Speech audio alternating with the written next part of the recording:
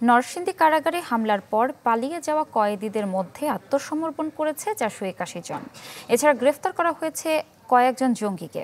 সংবাদ সম্মেলনে এসব তথ্য নিশ্চিত করেন জেলা পুলিশ সুপার মুস্তাফিজুর রহমান। জানান, হামলার পরপরই লুট হওয়া অস্ত্র উদ্ধারে নামে পুলিশ। 5 দিনের ব্যবধানে 85টি আগ্নেয়াস্ত্রের মধ্যে 45টি উদ্ধার করা হয়েছে। একই সাথে উদ্ধার করা হয় 1100 রাউন্ড গুলি।